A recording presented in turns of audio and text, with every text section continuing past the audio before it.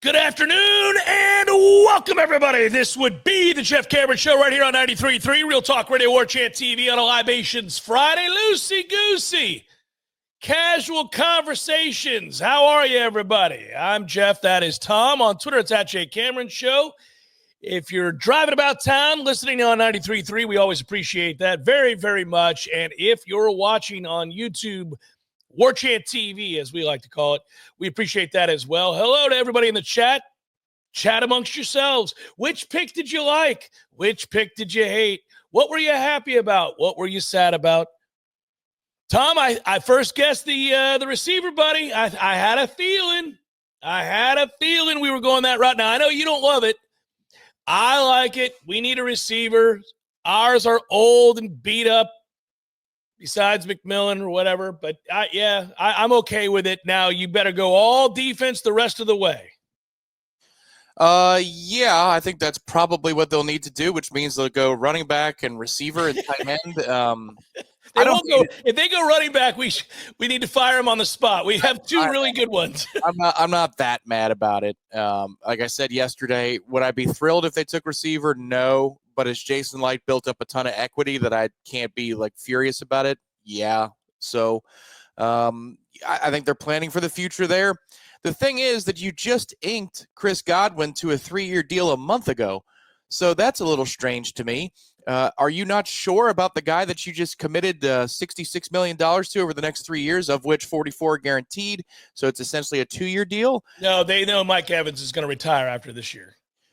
Well, apparently, I saw on Joe Bucs fan, Mike Evans said that he could be playing until 2028.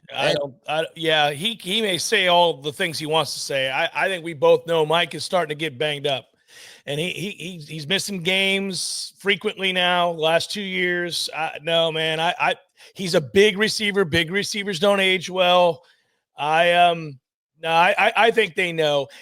They would love Mike to, obviously, if Mike plays at this level when he is in the game, when he plays at this level, he's a great player. But come on, what's he? It's 12 years? Come on, time's about up. Yeah, 11 years in the league. He's 32 years old now.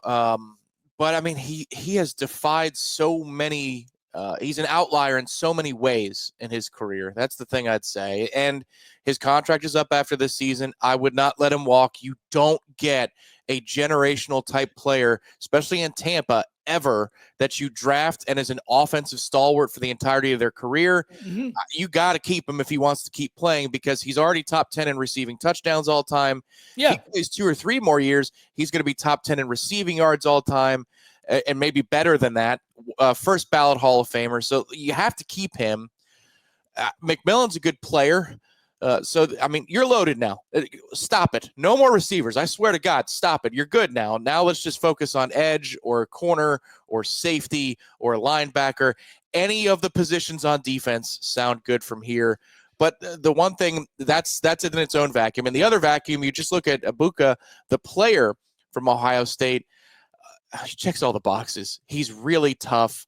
He's essentially the same thing as Godwin was coming out of the combine, except a slight tad more athletic. But the profile of his height, his weight, his reach, his versatility as a player, he's a perfect mentee for Chris Godwin. So that checks all those boxes, and those are the positives, and those are real positives. But now we're about done with offense. Let's go get better on defense. There's no doubt, and I'm with you on that. No matter what you did there, you were going to see sort of this emergency mindset of – so, I really felt like in this draft they had to get a receiver at some point. They chose the first round. Now, a lot of people will debate you could have done that in the second or third round. That's fine. We can talk about that. But I felt like they had to get a receiver. We both agreed, however, that the bulk of the draft had to be defense. So the order I'm not going to quibble with, because like you said, he's built up enough equity. The GM has done a good job. So if you want to, including many times drafting people that we thought, what? Who's the offensive lineman from whatever the hell that school was? He's done a good job with this. I think they've nailed down the offense. They're good there. I would take another offensive lineman late and throw numbers at the problem. I suppose a guard. They need a guard, but you've got a really dynamic offense now, and it's really been over two different coordinators that you've had a dynamic offense. You got very lucky because Baker Mayfield turned out to be what people hoped he would be when he was drafted as high as he was. He never was anywhere else but in Tampa. So we got lucky. We got the dude who had to be humbled. We got the dude who had to get over an injury. We got the dude who figured it out and matured and really became a dynamic top 15 quarterback in the league. So you've got your guy there. You've got two really good running backs, including a superstar that you drafted in the 4th round. Now you've got, and I think we both believe the player, Ibuka, is going to be a star. So you now have that to go with McMillan. You have the two veteran presence, and let's hope that Godwin, obviously, they're risking it by signing Godwin to that deal. We don't know. That was a pretty bad injury. We'll see. But Godwin was never a speed guy. It was always about being tough and all that. So that should work out. Evans, when he's healthy, is a Hall of Fame receiver. You've got a decent tight end in Otten. He's not elite, but he's decent. I would love one of these young tight ends in this draft. This is a good tight end draft. But anyhow, you're done addressing offense. You're good there. You have a plus offensive line, a plus quarterback, plus receiving core, plus running back core. So it's all defense here. Let's go. And you have your mission. You could, if you really wanted to, you could put together a trade and move up a little bit in the 2nd round and maybe go get one of those. Because, listen, there's still a lot of really good defensive players still available that didn't go last night that I thought would. Well, and that might be the math that they were doing in making that pick, is that scarcity breeds value. There's a more scarce amount of receivers. You get one that falls to you at 19, but there's going to be a lot of players at edge or at linebacker, safety / defensive back that that are basically all about the same. So the value at 19 is that you get something that is more scarce on the board. And then when you pick at 53, then obviously there's going to be an influx of still a lot of those defensive players that we don't feel very different about Nick Scorton as we do, the other 3 or 4 edge rushers. So if we get him or we get another one of these guys, no big difference to us. They grade out the same. But the receiver board just drops off and plummets after you get through the first 2 or 3 of them. So we'll take the best one on the board. I could see the logic there. The thing is that I put it on the boards today because there's a good draft thread going on the boards. Initially when it happens, it makes me feel the way that Florida State makes me feel when they're going to need 2 defensive backs. And I say, what don't I know about the roster that you're telling me by making this decision? But the difference is that the Buccaneers have built up equity in these situations, and Florida State has not built up equity in these situations. The other difference is that they're drafting amongst the elite players that have proven themselves at the highest level for 4 years or 3 years. So we've watched, the Bucs just drafted an Ohio State receiver. Look around. The league is littered with Ohio State receivers that are really good, right? So you feel good about it. Whereas the Noles not only need help, they have a track record of sucking ass and evaluating said help.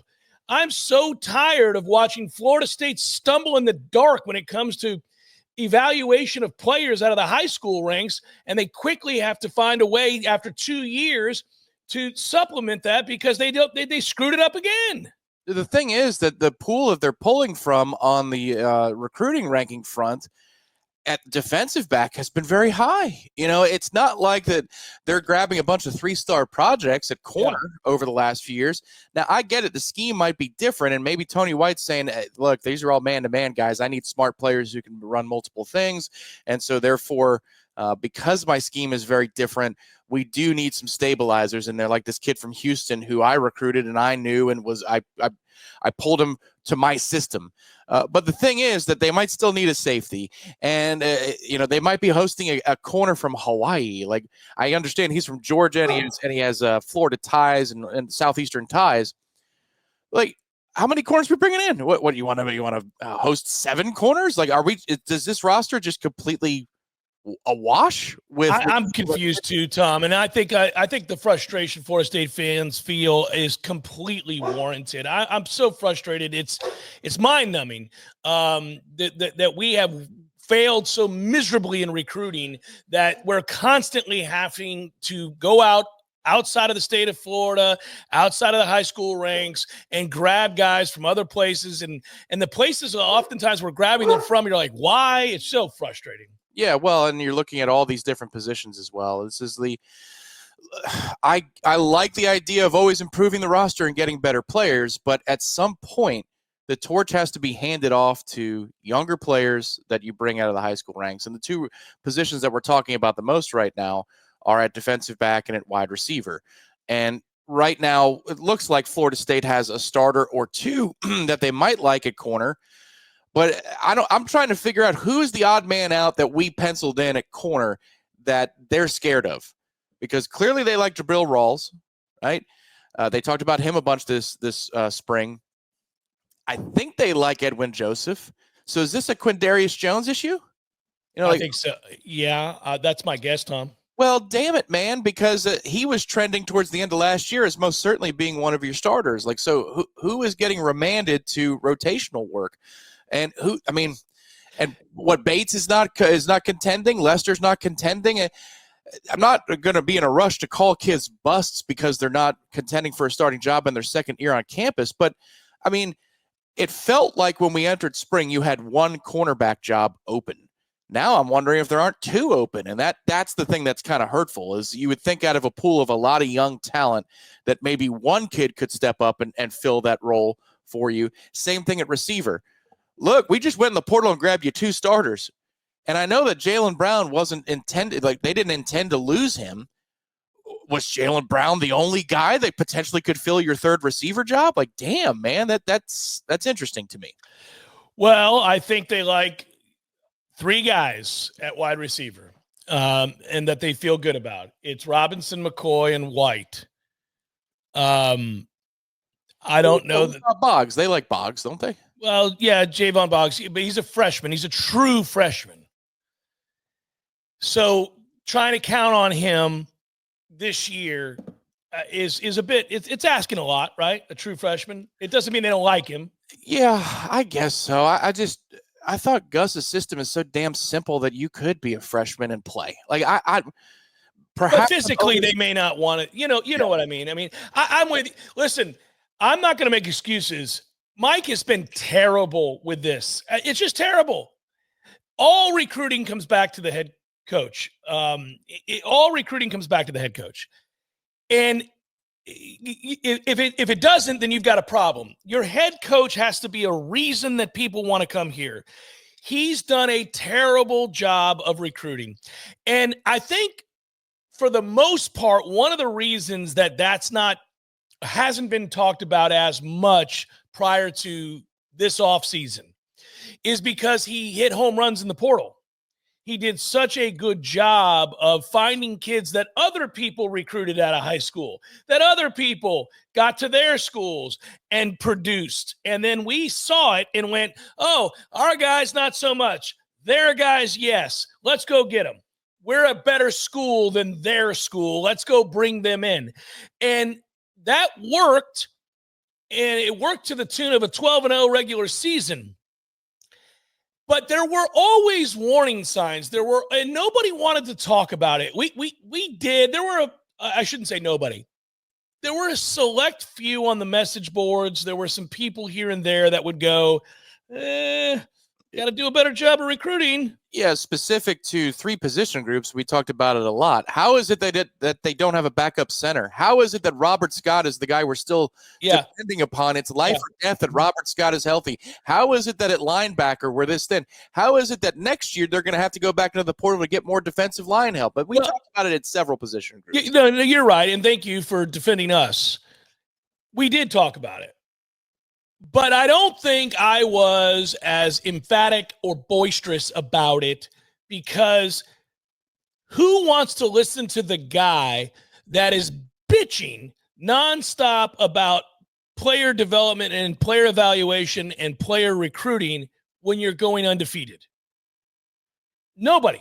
Nobody wants to hear you beating the drum about the fact that they suck in recruiting.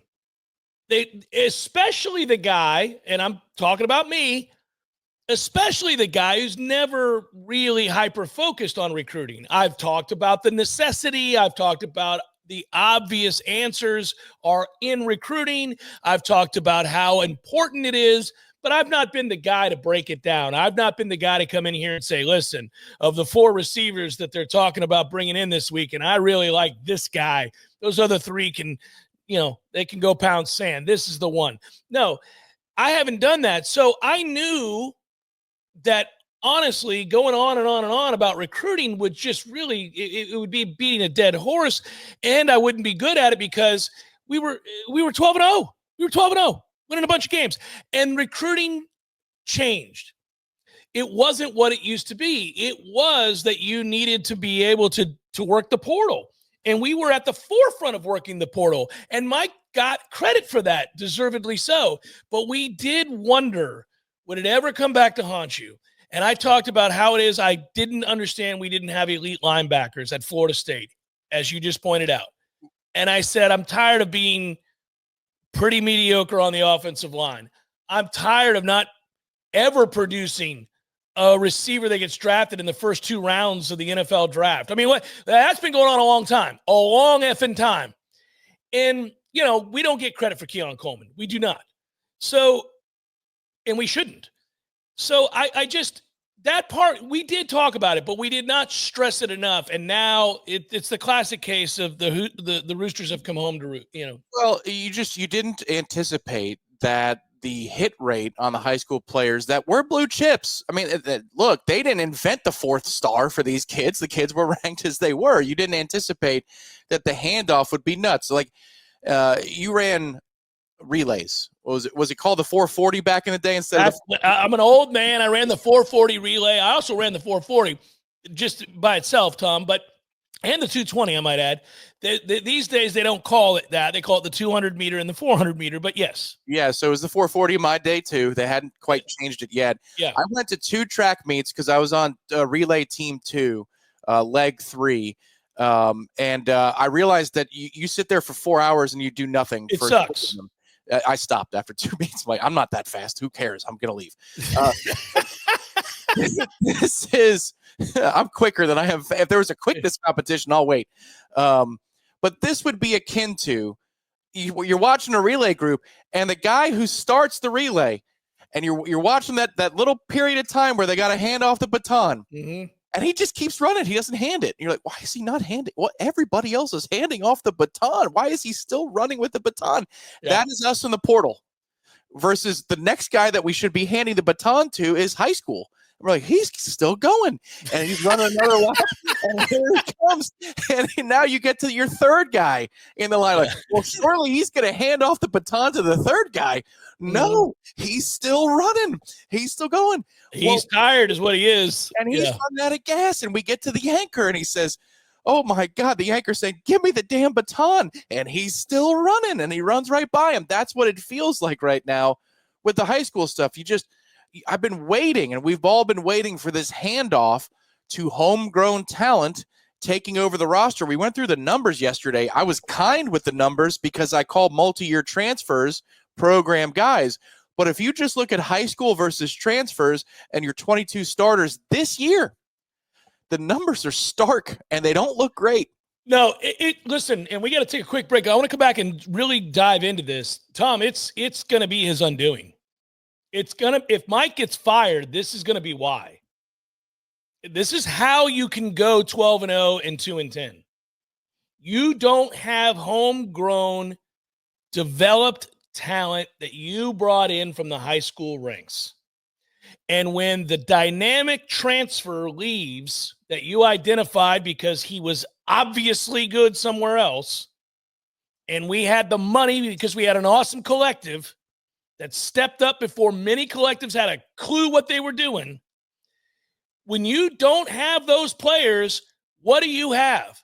A whole lot of average to subpar, and in some cases, suck ass. That's what you got. And that's on Mike. And there's no getting around that. And it infuriates me. And I think that, and listen, there are recruitniks out there. My God, I'm sure you read the boards. They are done with this nonsense. They are like, what? Hey, everybody, can we sound the alarm here? My guy can't recruit. You can't win if you can't recruit. And those poor bastards get beat up every time they scream from the mountaintop on the boards, hey, everybody, this guy ain't it. They get mad. And then everybody beats them. Oh, we just went 12-0 and won the ACC. And both parties are right. But that poor dude who's been going, I'm telling you, he's right too. What that dude could say this year is, well, you're right. I do hope our starting offensive line, which consists of 4 transfers, maybe 5 with Richie Leonard, blocks well for the transfer quarterback who's going to throw to 2 transfer receivers and a transfer tight end. Correct. And the one high school running back we did pay for, hopefully that's enough to get us to 8 wins to continue to the career so that we can go into the transfer portal and go grab 4 more offensive linemen, another quarterback, 2 more receivers, 3 more defensive linemen, a couple more members of the secondary in order to win 9 games next year. Well played, Tom. Well played. And I'm telling you, listen, let's come back and talk about this. This is fun topic. Jeff Cameron Show, 93.3 Real Talk Radio, Warchant TV. It's now that time of year where you're trading in those golf pants for the shorts because you need breathability. There's a lot of sweating that's going to be going on over the next 5 to 6 months of your life if you live where we do in Tallahassee or anywhere in the southeastern footprint on Warchant TV and the Warchant Podcast Network. Well, Bird Dogs to the rescue because they combine comfort, fit, versatility. You can wear these shorts everywhere. Here's 2 pairs that have been sent my way from our friends at Bird Dogs. Excellent blue color. You can see the built-in liner there. So it's a 2-for-1 here. You don't have to worry about 2 pieces of clothing. You could just use the liner that Bird Dogs has. Outstanding breathability. It's stretch fit. It's super light. These things are going to save your bacon if you're outdoors this spring and summer, be it on the golf course, you're going to happy hour, but your friend is insistent on sitting outside to go get that glass of wine or that cocktail. All right, if you were wearing those old khaki shorts or those old stiff cargo shorts from yesteryear, you were going to be sweating, and that was going to be a problem.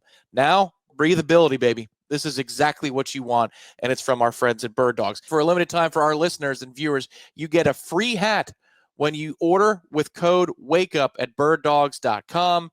You get this hat right here on the screen completely free when you use code WAKEUP at birddogs.com. Support our network and let them know we sent you. Again, one more time, for a limited time, listeners get a free hat with any order when you use code WAKEUP at birddogs.com. You get this hat on the screen completely free when you use code WAKEUP at birddogs.com. So, I don't know what we do. Welcome back, Jeff Cameron Show, Libations Friday, loosey-goosey edition to the show. Go to aboveandbeyondvr.com. Book your vacation rental right now with a fellow Nole who cares that you save a bunch of money with no Airbnb middleman fees, none of that nonsense, none of that VRBO nonsense. Nope, you're not going to get screwed with our friends at aboveandbeyondvr.com. That's right. You go there, you say, JCS, I love Jeff Cameron, and you're getting 5% off. In fact, you should type in I love Jeff Cameron just to let them know. And then you save some more money, more than you were already saving. They have over 30 properties. Man, Clearwater, St. Pete, Tampa, that area, man, you're set. They right on the water. Yeah, the palatial setting that we had for our series of shows a month ago now feels like forever ago. But those are going for under $400 a night. There's 3 bedrooms. Like, look, if you want to take the kids and you got it, that's not a crazy rate. That's something you'd pay for one hotel room that doesn't have a kitchen and doesn't have a pool table and doesn't have a foosball table, a pinball table, a dartboard. You'd be paying for that if you stayed on the water at whatever, like the Omni. But if you have 3 bedrooms and you have your own privacy, your own bathrooms, you could split it up with other families, or you could just spend the money you would spend in a hotel on the water in a palatial setting like that. And I want to point out, and you're right, it is technically 3 bedrooms. But the place we stayed at would have slept freaking 15. Oh, it's 3 floors. Yeah. It's 3 floors. The bottom floor has a big-ass couch that pulls out, and a pinball machine, and a dartboard, and a pool table, and a TV that's down there, and a cabinet, and everything else. Then you go to the second floor, which is the main living area, and my God, it's palatial. I would live there tomorrow if you'd let me. I would. It's incredible. That couch is a massive wraparound couch that you could sleep 6 people on that freaking thing. By the way, Tom took a great nap on that couch. It's beautiful. It's beautiful. You're all set there. And while you're napping, you just pick your head up a little bit and you're looking at the water. It's unbelievable. Then you got the big TV. Then there's the porch. And we were out there doing the show on the porch and making sure the neighbors knew how good the Jeff Cameron show was on that porch. I don't think they were thrilled, but that's okay. Well, the one guy was. He kind of smiled. He was doing work, and he laughed. Well, you said he laughed at a comment that I made. You said something colorful about Jim Phillips off the record, and he's having a smoke and a drink by the pool over there. He thought that was funny. Yeah.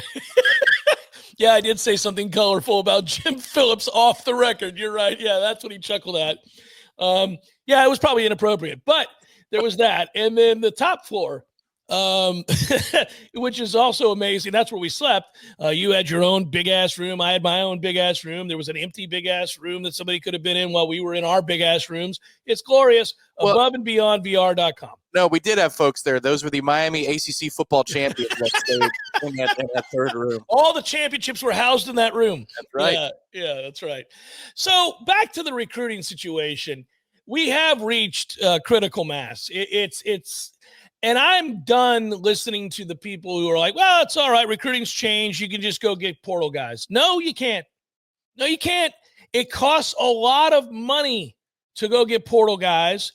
Also, certain positions in the portal are not filled to the rim. It's not like you have a lot of options. You're not looking in there going, oh, I'll take that one. No, there's like 2 dudes that are any good on the offensive line in the portal. Like, you don't go get great offensive linemen in the portal. We had to go get established offensive linemen. I'm talking about the spring portal. I'm not talking about the portal in December. There are good players in that portal. Yep. But the spring portal, man, it's slim pickings. You don't have a lot of elite talent out there at certain positions in the portal in the spring. And the ones you do have, are either going to schools that can afford to pay them a lot more than they're worth, like Ohio State, like Alabama, like Georgia, and others. We're not in that crowd right now. Hate to tell you that. We're not there. We're not rich. We can't do that. We're not poor. We're not poor. We're not even middle class. We're upper middle class. We're bordering on rich, but we're not rich. We're like the new rich. We're not rich. So there's no like long-standing richness in our family the way there is in certain families. We're kind of rich. We bought ourselves a Mercedes, and we're proud of it. And we pull in your driveway looking good, but everybody knows if we got into a big battle of money, we ain't winning that battle. Oh, I could speak to this. I went to school like that. My dad was new. He was Wall Street 1970s, 1980s. He wasn't established like, going to school with the Steinbrenner family, a little bit of a difference there. Yeah. Yes, there's rich and there's rich. Like owns a baseball team, has a nice house in Coachman Park. Yeah. Right. Right. So that's what we are. We have a nice house in Coachman Park. But we're not rich. We're not those folks that you and I drove past in Baton Rouge where Saban lived. And we went past those houses that day. Buddy, that was fun. And we were driving down that road thanks to my buddy Kyle, who grew up in Baton Rouge. He's like, make sure you drive here, here, and here. And we went down that road, and then we went to that awesome restaurant. And I got the redfish. Yeah, it was really, really good. God, dog it. That place. We need an excuse.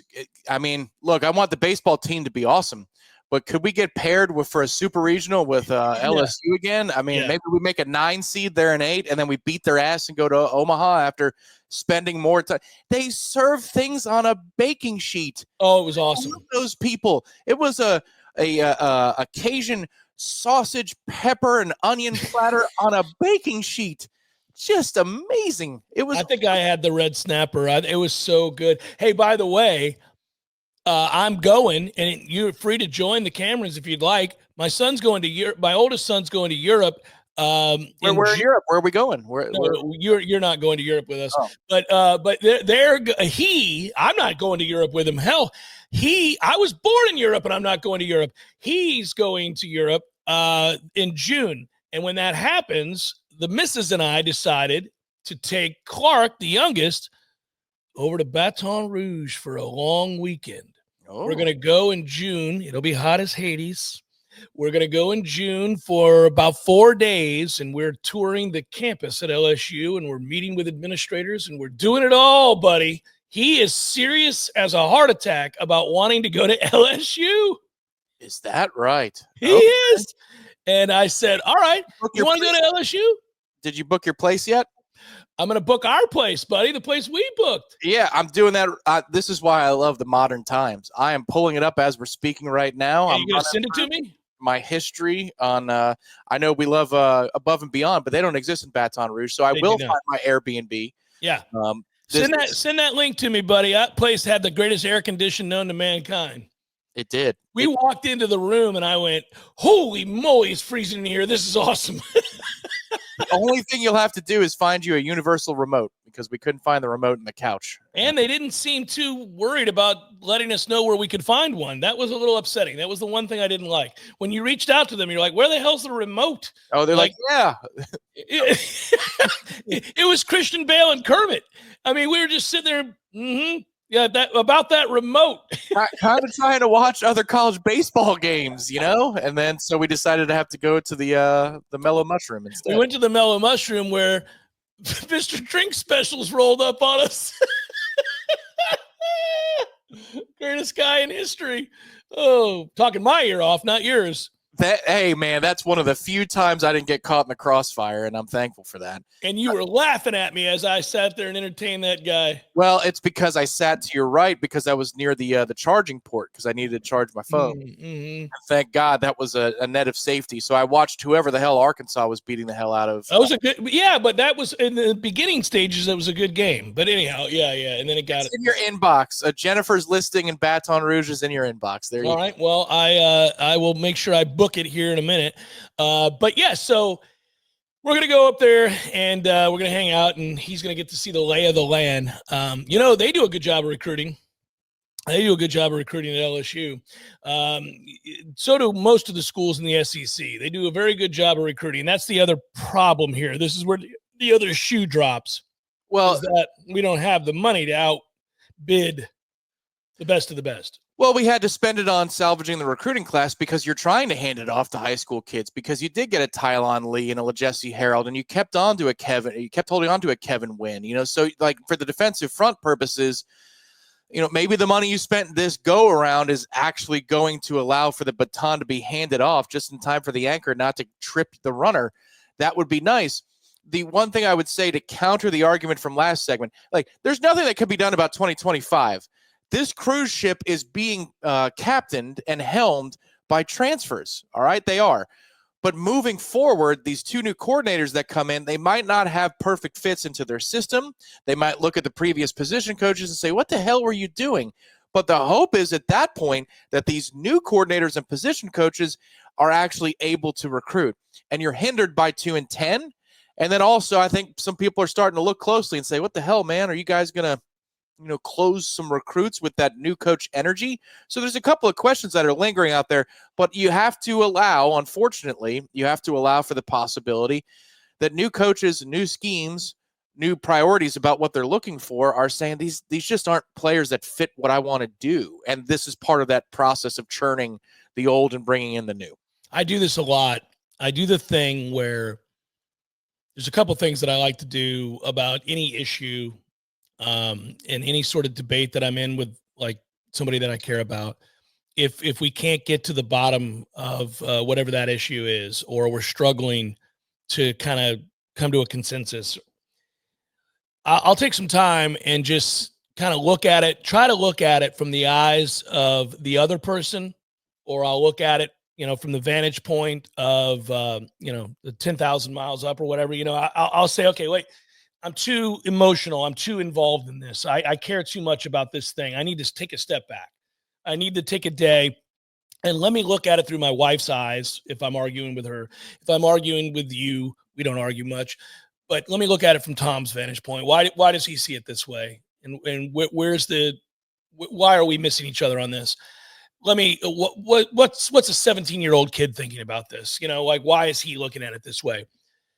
And when I do it with FSU, the thing that scares me, Tom, is that when I do it from our rivals' vantage point, from Florida's vantage point, from Miami's vantage point, from anybody we seek to compete with in the Southeast, that footprint of recruiting, I realize that they are looking at FSU and they're chuckling. They're chuckling at Florida State right now. And they're not chuckling solely because we went 2-10, although that might be uproarious laughter for them if they hate us. But they're saying, pay no attention to them. They're no threat. Don't worry about FSU. They're a long way off. They got the wrong guy at head coach. They brought in 2 coordinators who so far have not made a dent in recruiting at all. They are hoping, best case scenario, in a substandard league to win 8 games. And it's tough to swallow that pill, buddy. It's tough to swallow that pill. And there's not a lot of pushback that you can give them, those that are talking that way out loud. Correct. Now, the thing I would say is, and this is where I would argue that we've been more optimistic than pessimistic on this program and probably in the beat. But we are basing a lot of our hypotheticals on the idea that it's a given that they're going to succeed this fall. And by succeed, I mean achieve enough wins that Mike doesn't get fired, right? Mm-hmm. So many of our discussions are based on that fact taken as an assumption in our defense and our examination of what's going on. But it's still an underdog. Like if you do pull away, and you don't even have to look at it from Gainesville's perspective or Miami's perspective, because we'll get it wrong with our rivals.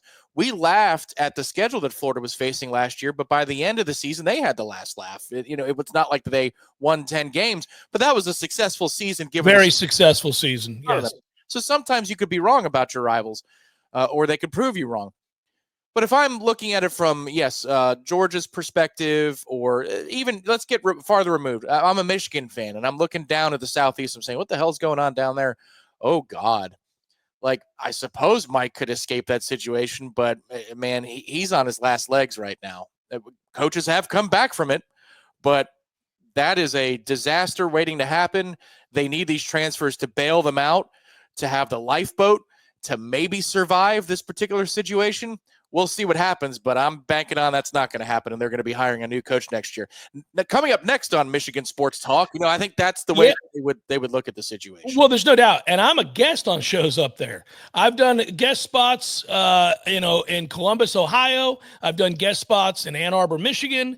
I've done guest spots in Detroit. I've done guest spots in Chicago, and I don't say that to brag. It sounds like a humble brag. It's not. I'm not saying that. I'm saying that I get asked these questions by the hosts that are presumptive.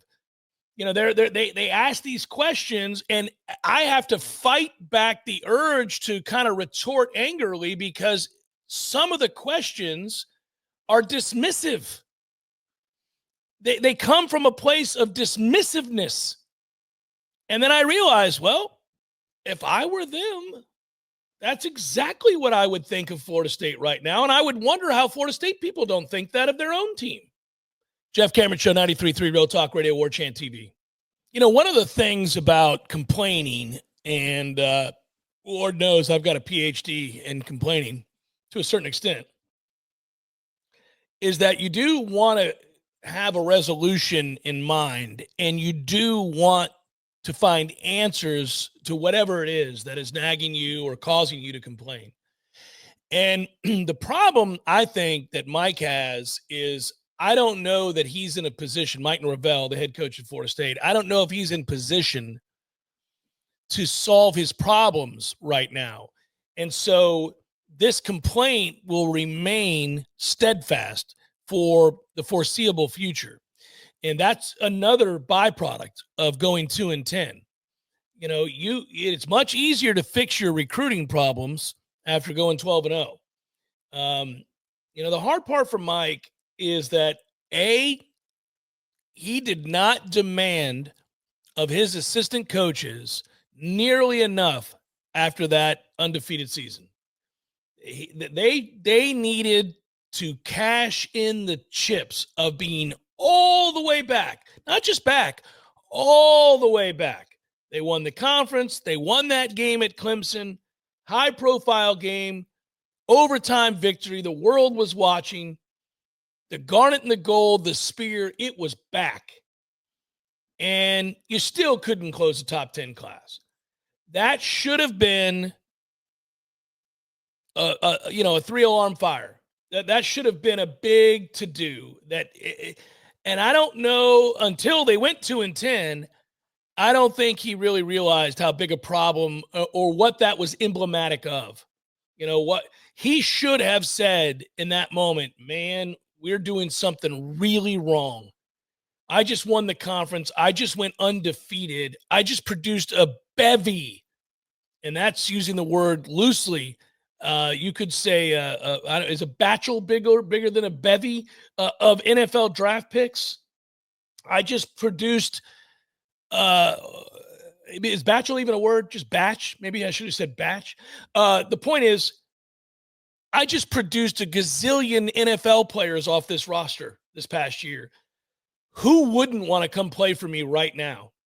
And the answer was a lot of people. A lot of people didn't want to come play for you because you didn't do a good enough job recruiting and your assistants didn't do a good enough job recruiting. And you could not have guessed that the variable laying in wait that you were going to have to deal with was 2-10. That was the variable you couldn't see coming. You wouldn't solve for 2-10 because you couldn't have imagined in your wildest dreams that 2-10 could possibly be the variable. There's no way to predict that. And so he whiffed. And now you're screwed. Now you're having a hard time recruiting for a lot of reasons. A, you're not good at it, clearly. And B, you just went 2-10. And I don't get the feeling that these two coordinators that you brought in are great at recruiting. I don't get the sense that these guys are great at recruiting. And so, damn it, man. And the other problem is, I don't know this. I do not know this. But I wonder if they're not great at recruiting because they're not going to be here. I wonder if they're not great at recruiting because if they succeed with the roster they have, they're out of here. This is one that I push back on immediately because you want to have kids say yes to you so you can take them along with you. If you're going to be cutthroat in that ilk, just like Jeremy Pruitt did. Jeremy Pruitt is keeping his job at Alabama by recruiting well, and he's got a Jalen Ramsey and a DeMarcus Walker in his back pocket that he's going to walk over to Tallahassee with him the moment that he takes the job after the 2012 season is over and Alabama wins the title. Like those were high school recruits. I agree with you.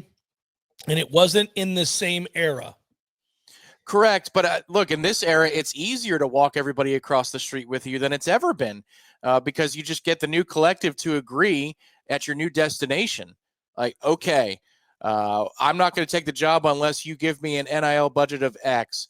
Now, part of that budget is going to be immediately spent on these 4 kids that I got to say yes to my former place of employment after I signed the deal with you. They're going to say yes to you because I'm going to give them a bump to come follow me and a loyalty bonus or whatever it is, however they need to frame that.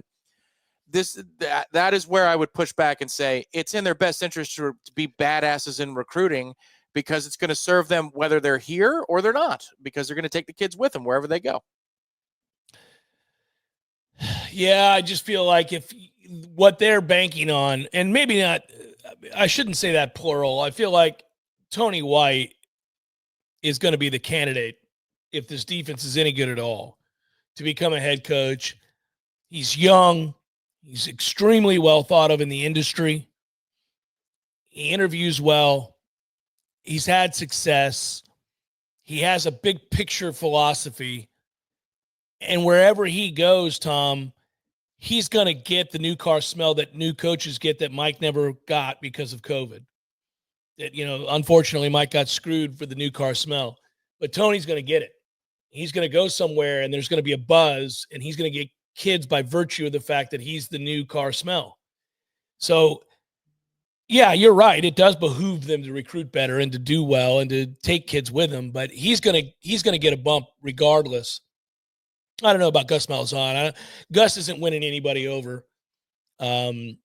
His demeanor is ass, and he's also old, and he's been sort of a failed head coach recently. So I don't know that he's going to have a lot of buzz. But if they do gangbusters on offense, then maybe. But the thing I would say here is also the better you recruit, the more money you're going to make at your next destination. That's a feather in your cap for the job resume. It's like, well, I also kick ass in recruiting, and if you're lackluster at it in a state like Florida with an opportunity like Florida State, that hurts you. That's a question you're going to get from your next institution.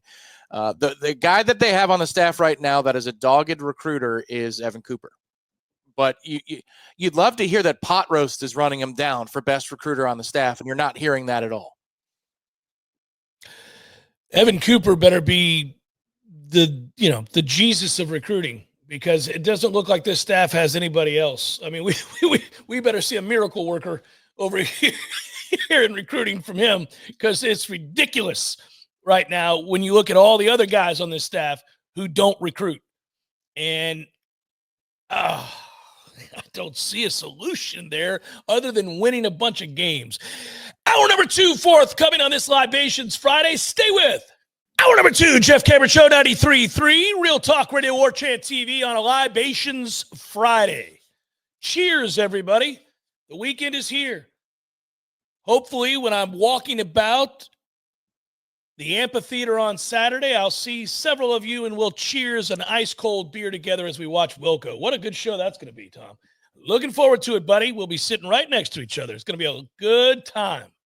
Yes, that's going to be one. I'm feeling wine tomorrow. I've been in the vino. Okay. Wine is perfect for Wilco. I think that's the right vibe. Yeah, it's the right buzz, for lack of a better word. I wonder. So, yeah, they changed the timing just a little bit, but they're going to get a 2-hour set, 2 hours, 15 minutes.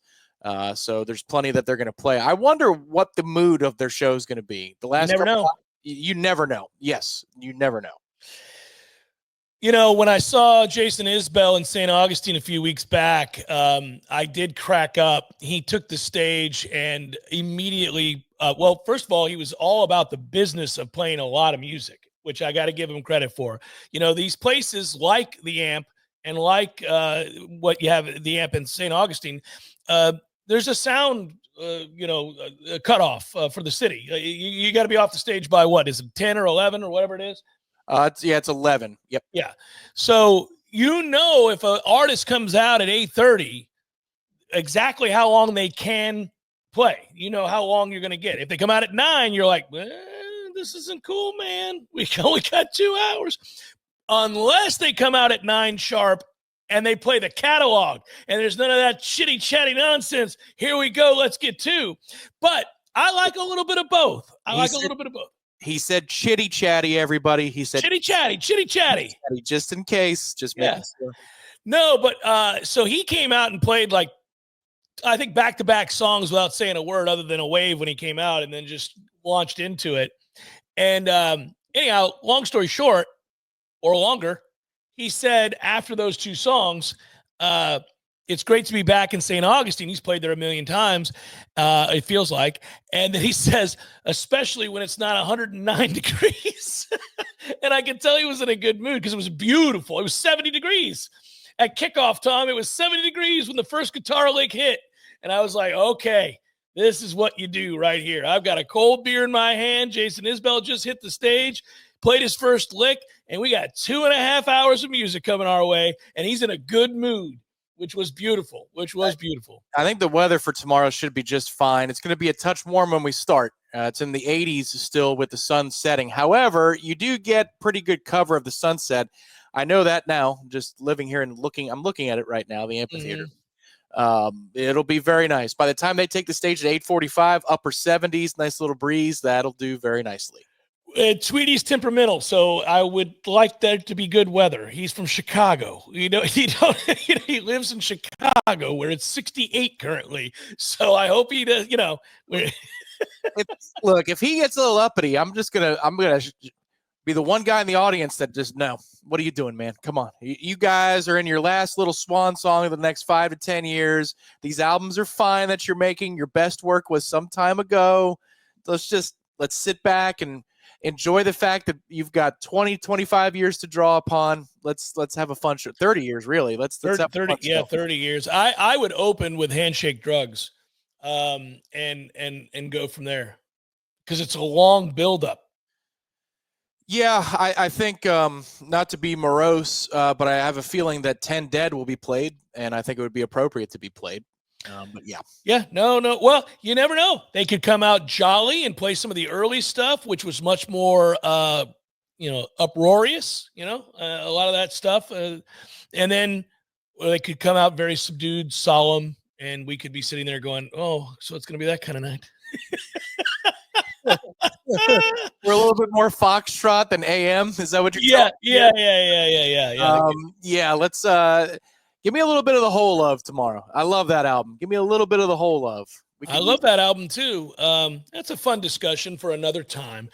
The Jaguars were the answer. I got that right yesterday. So did a lot of people. I can't take too much credit, but I said the draft wouldn't start until the Jaguars started the draft. And they did. They did. And we won't know for a very long time whether it was the right move or not. We know that a new GM and a new head coach promised to be aggressive, promised to kind of have a different outlook on the future of Jacksonville. I think they had to do what they did. I think they needed a shot in the arm, Tom, and they got one. They went up and got arguably the best player in the draft. We can hate him. We can love him. We can be indifferent about him. I will just tell you this. When he's interviewed, when you listen to him sit down and take a situation seriously, I believe Travis Hunter comes across as thoughtful and intelligent. I do. He can be very generationally bombastic, asinine. Look at me, I'm in a movie. He can be that. I think any kid that grew up when he grew up and has the ability that he has is going to be that way. I think that's what you're going to get. I think we have a generation of kids who feel like they're on film at all times. And they have to do something for the Insta. Yeah. Well, yes. We had one of those in basketball not too long ago. Scotty Barnes is doing a Fortnite dance on the baseline while the game is going on. Outlet pass is going 15 feet over his head, and he's doing his Fortnite dance. Right. You're like, what the hell? That was Travis last night when he got on the stage. I'm like, oh, you're going to pause to do some sort of 15-second dance before you hug the commissioner. I see what's going on here. Okay, fine. Right. Well, they're making a movie, I'm sure, Tom. Yeah. So, you got to get it. But let's get to the nuts and bolts of this. They gave up a ton. And when you give up a ton, the move itself is going to be hyper-analyzed and focused and broken down and debated. And we won't know the answer for a long time to come. A lot of people get hung up on Travis Hunter, the Heisman Trophy winner, Travis Hunter, the two-way player. I solely focus on Travis Hunter, the corner, because he's a corner. That's what he is. He's whatever at wide receiver in the NFL, in my opinion. He'll have game-breaking moments because of the speed, but he's a corner. He's a technician at corner. He is fundamentally sound to go along with elite athleticism. So what the Jags did and what they hope they did was not only a PR boon and not only a, obviously a ticket selling device. What they hope they did when you draft a corner at number 2, you hope you drafted a lockdown corner. That's what you're doing. There are less than a handful of lockdown corners. The phrase gets used way too often. There are plenty of so-called lockdown corners that any given Sunday will give up 4 catches for 82 and a touchdown, or 3 catches for 77. And you say, all right, well, it's only 3 catches. Yeah, man, lockdown corners don't give up catches. They'll give up a slant. They'll give up a little tiny hitch or something, a little comebacker. They ain't giving anything that changes the game. They're not doing that. That's what a lockdown corner is. When you think of the great, like, you go back to Revis Island. There's a 2-year window where Darrelle Revis, you didn't catch a ball. You didn't, like, quite literally, you didn't make a catch. If Revis was on you, that was your ass. That's called being locked down. You got nothing today. They're making a documentary on him right now about the 2 seasons there where he was not just the best corner. He may have been the best corner for 2 seasons of all time. Of all time. Like, better than Dion, better than everybody. Like, people didn't – if you watch the preview to that documentary, I think it's Ocho Cinco, Chad Johnson. There's a moment where he's talking. He's like, man, I couldn't wait to play against him. 0 catches, 0 yards. I had 0 catches and 0 yards. And I felt like an idiot. And there's a bunch of receivers, like really good ones, who are in this documentary going, yeah, that was different. That was different. It was maddening. And then they'll show a clip of him just getting completely shut down. And you're like, that dude was an all-pro. Well, yeah, the 1 year specifically, he's running through everybody because the schedule is tough. And they've got Randy Moss twice with the Patriots. He's got the Colts. He's got the Bengals. I mean, it's everybody. And it's at most, I think, 3 catches, 22 yards over that stretch for any one individual at any point. Yeah. Well, and that's the thing is it's just such a difficult position to play. It's really brutal. It's only gotten more difficult in the last 20 years with the way that the league has skewed the rules.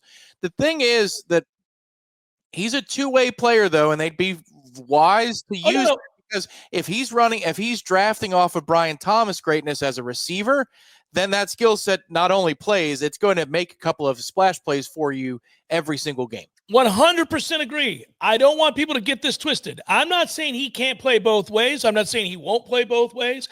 You drafted him if you're the Jags and you moved up to number 2 and gave up a lot of compensation to do so because you think he's a lockdown corner. You did not draft him because you think he's going to be a good receiver. And good receiver he might be, but he's not going to be an elite receiver. He's tiny. He's tiny. They're going to break him in half if he plays a ton of receiver. He is a tiny dude. Now, he is an athletic Jesse, and his hips are unreal. He can flip them and run with the best of them, and he gets in your kitchen, and he makes plays on the ball. And I really love that aspect of his game. That's the part I want to talk about is when you watched him at Colorado, he made plays on the ball. And I get tired of corners who cover really well but don't make plays. We see it all the time. The great lockdown corners make plays on the ball. Your reward, I say this all the time, your reward for having the ability to run the route for the receiver is that you get to make the play on the ball. You're smart enough to pattern read. You understand what you're doing. You're athletic. You're technically sound. Now make a play on the GD ball. We've had a ton of corners around here who never make plays on the ball. They can cover, but they don't make plays on the ball ever. And it's maddening. Travis Hunter makes plays on the ball. And that's that receiver skill set you're talking about, Tom, where he believes it's his. It's his. Well, yeah, there's a play that was often in his highlight reels for all the draft analysis and last night's shows on both channels had it. He makes a pick against UCLA where he's in the flat, and he actually is kind of falling. Yeah. But you see the instinct of the playmaker take over in that moment. it's a kind of a lucky break because he's falling. The throw is back into the area that he is landing on the ground, but he knows what to do. There are dudes that when the ball is coming their way, they panic. They look like they've never seen a football in their life or a jugs machine or anything like that. And they're like cross-armed. No, he's calm. He's ready to accept the football, and he already has his first move planned. If in a different situation, he's got his feet underneath him, it's like a great punt returner. Yep. He already knows what he's about to do with the ball. He doesn't have to look. He doesn't have to take his eyes off of it. He feels the surroundings, and he knows exactly what is going to come next. That's what's going to help him as a receiver, too, is if he makes let's just say it's a quick throw to the outside, he already knows what's coming his way. Your first guy is going to miss or barely clip him. That's what the great athletes do have. It's a swing for the downs for Jacksonville. I think Cleveland got a lot out of it too, though. It's a win for Cleveland. They had to do it. They suck. They need a bunch of stuff, and they got a bunch of stuff. But if you're Liam Cohen, if you're James Gladstone, the GM, if you're the vice president of football operations, Hall of Famer Tony Baselli, this is what you had to do. The Jags franchise feels like a corpse. It feels lifeless. It feels like it is running on fumes. They are so devastated that they were this close all those years ago. They should have beat New England. I still feel bad for them for that game because they dominated that game. And then, by the way, that was a touchdown that the linebacker from UCLA scored. They screwed him on that. They did. And they would have won that game. And they might have won the damn Super Bowl. They had a stupid-ass mindset towards the most important position on the field, which is quarterback. And because of that, it cost them a chance to win a Super Bowl because they had a bum at the most important position on the field. But, man, they were championship level everywhere else. Yes, and that was the year I believe that Philly outscored New England. Man, that Jacksonville defense against that Eagles offense would have been an all-time matchup. Now, we won't remember it because even if it happened, because of the uniform clash, it wouldn't have been something that indelibly marks the times. But I think they would have been more successful with Nick Foles than New England certainly was. Oh, without question, they would have been. And anyhow, we'll never know. And I feel like they've been reeling off and on for a long time because of it. You had salary cap issues after that. Of course, Jalen Ramsey did what Jalen Ramsey does and caused problems and wanted to leave. Old Sassy is nothing if not bitchy. But that happened, and then they resurrected the franchise, and they went all in at quarterback.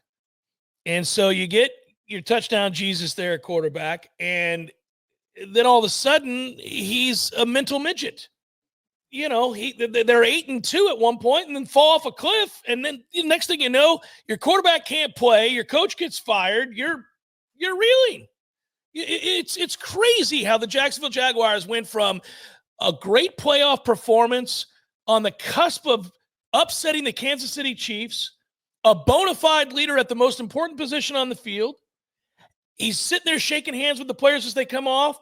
Everything about that night was a win for Jacksonville. They go into the next season. They're cruising along. It all looks like they are an upwardly mobile franchise. And the train goes off the tracks, and nobody can figure out why. But it all falls to pieces. And basically the better part of 2 years has seen a rudderless franchise, a franchise that almost it's as insignificant. It feels like Jacksonville is as insignificant as, say, the way we view Arizona every year. Yeah. Well, but your point is, I'm assuming until today. Until today. And that's where I'm going. I'm going with the fact that now all eyes are on Jacksonville. Now you have the most dynamic, high-profile player in this draft. You have, unlike Shador Sanders, you have the real McCoy. You have a real deal dude who's worthy of the arrogance, worthy of the brash confidence that he exudes. And everybody's going to watch because of the compensation.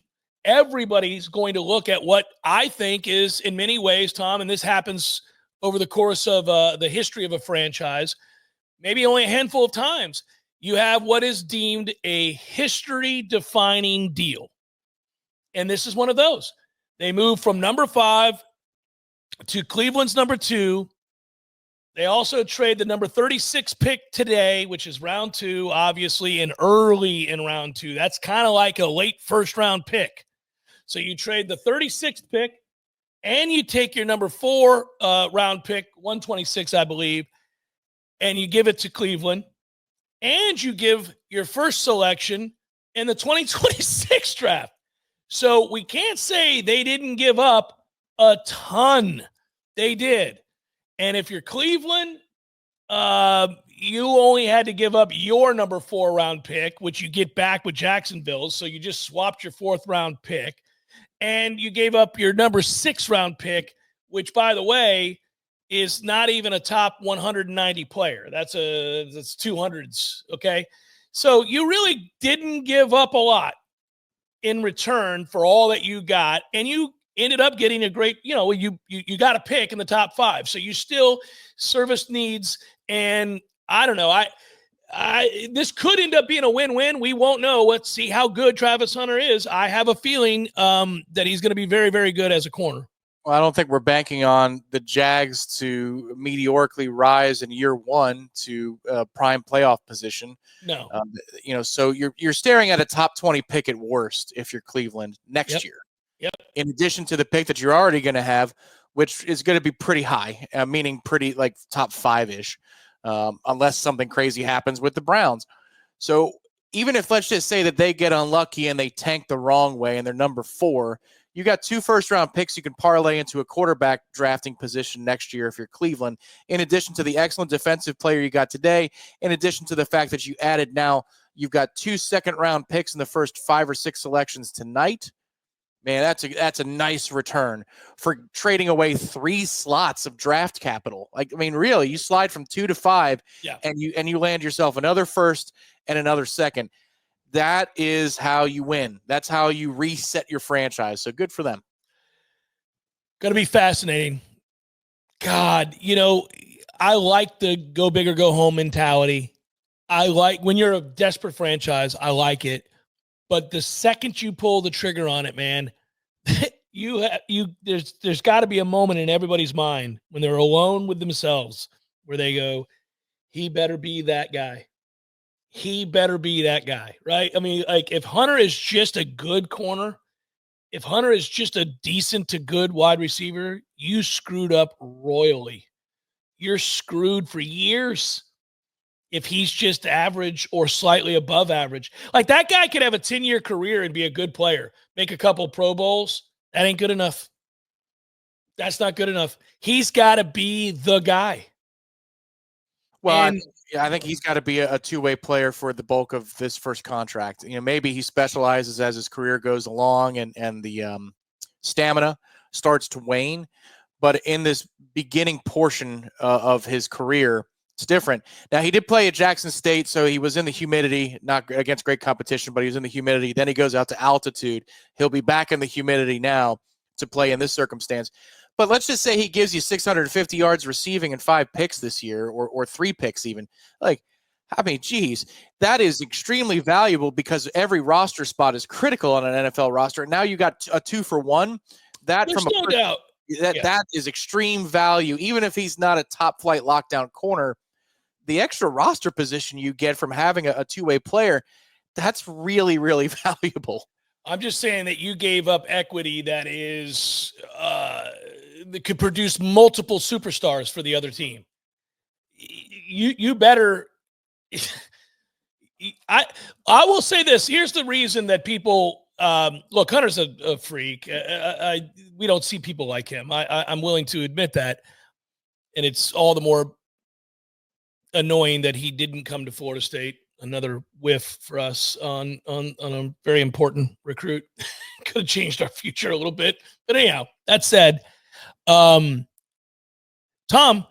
in the history of the NFL, the entire history of the NFL, there's never been, not Dion, not anybody, not with the Steelers, not anybody. There's never been a 2-way player that was Pro Bowl caliber both ways. There's never been that. It's never happened. There's been a player who played both sides of the ball. There's been a player who was above average on one side of the ball and great on the other. But there's never been a two-way player that was great both ways. Not Dion, not anybody. And Dion was probably, and for all the smack I talk about Dion, the person, I think Dion may be the best athlete I've ever seen. I mean, he was a freak, undeniably a freak. And he couldn't do it. So we'll see. We'll see. I think everybody's got their own definition of what this has to be. I think he could be a pretty good receiver. He'll make some plays. I mean, I'm prepared to get the tweet highlight of a 70-yard touchdown that he makes by making 4 people miss, whatever. I'm talking about game to game, year to year. Is he a Pro Bowl caliber receiver? If he is, he'll be the first, because I think he will be a Pro Bowl caliber corner. So it'll be interesting to see. Would you have done the move? Final thing on this. Would you have done the move? Because I would have. Probably. Because you got an offensive head coach and your offense just got better too. So, I mean, like, that's the thing here is, what did he say last night when he was interviewed? He got to speak to both coordinators before he was drafted. Yeah. So, I mean, you're trading 2 for 1, but you're getting a 2 for 1. Like, that would be the way that I look at it. And then beyond that, if I'm in the executive level of the organization, I'm about to sell a crap ton of tickets. That's the reason you did it. Yeah. And my franchise value has gone up. I'm noticed in You're on the map. You have not mattered at all. We were anonymous and now we're noticed. I also can parlay that into the international appeal. We got to play a few games overseas anyway. Now we're gonna look. I mean, that's for real. You're gonna sell more jerseys. I just think it's funny that the Jags are all like, who should we send? Oh, the Jags. They don't care. Just throw them anyway. But for a lot of reasons. So if I'm Khan and this works out, and you're building these, you don't want to sell the team, but if you needed to, it just got a lot more valuable, like a whole lot more valuable with one move. So from the top level, it makes sense. And I think all the way down to the bottom player personnel level, it makes a lot of sense too. I don't think there's any doubt. I think it's absolutely huge, and good for the Jags, man. I tease the Jags fans. You Bucs fans, you got something to be excited about. It's first time and maybe forever, it feels like. I've talked about my friends at Tried and True Consulting as well. I've done that for quite a bit of time now, over a year. They're delivering on saving. They're making you money. They're doing a lot of good things. 2025 marks a new era for those accepting payments, by the way. If you're a business, you have to accept payments. We all do. Tried and True ensures that your business is protected. Recent changes impacting chargebacks and PCI compliance are taking center stage. If you have PCI non-compliance fees, you need to contact Don, Joe, or Rusty today. They can help mitigate and eliminate an avoidable fee. Secondly, watch out for the chargeback cost. A chargeback costs you more. Talk to Tried and True Consulting about chargeback mitigation services. Do it today. They care about your bottom line. They're going to make you money. They're going to give back to Florida State. Reach out to Don or Joe today, or Rusty for that matter, triedandtrueconsulting.com. Wrapping it up on this Libations Friday, final hour, power hour, bonus hour. Thanks for being here. Loving it. Florida State, Louisville, back to a normal rotation. We wondered when that would happen. It happens starting this weekend against Louisville. When I say normal rotation, I mean, obviously, Jamie Arnold leading the way, followed by Vellini and Mendez in the rotation this weekend. Obviously, they got to play a game against Louisville without their best slugger, if you will. Max Williams suspended. That's unfortunate, and also something you knew eventually would happen. I hope he learns from it. I hope this was the teaching moment. I commented on this the other day when we talked about it. I liked Link's answer. It was the all-encompassing yes to Ira's question about whether or not you feel like a coach or a dad in that moment, with an opportunity to teach a young man how to channel his emotions. And he just said yes, and then admitted that they haven't done, quote unquote, a good job around here of handling that. Now you have your prime example of how it can come back to bite you. and how it can really hurt you because you're missing one of your best players in a huge series. So you have something tangible beyond sort of the way a kid would view the old man wisdom. You have something that's real. Like, you're not playing. This is a problem for us. You've cost your teammates. Your selfishness has cost your team and your teammates. And, I'm going to guess that Link has mentioned to him more than once that he should calm that act down. And now he's got something that is tangible. Should be noted, not the first time this year Florida State has lost a player in a game because of somebody's emotions getting the best of them, and they got thrown out. We saw it on the Hill earlier this year. And, that to have two guys thrown out of a game in the same season because they were demonstrative with their words and actions while having some success in a moment in a baseball game is absurd. That has to bother Link almost more than anything else he's seen this year. You've had two players thrown out of a baseball game because they couldn't handle their emotions. Link is the antithesis of a man who can't handle his emotions, right? I mean, everything about Link and Link's program is buttoned up, is thoughtful, is well-reasoned and thought out. And he's had two players tossed in the same season because emotionally they're children. That's got to be something that we see reined in.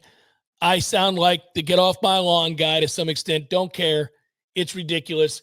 And hopefully now they have the evidence that they need beyond their words, beyond sounding like me right now.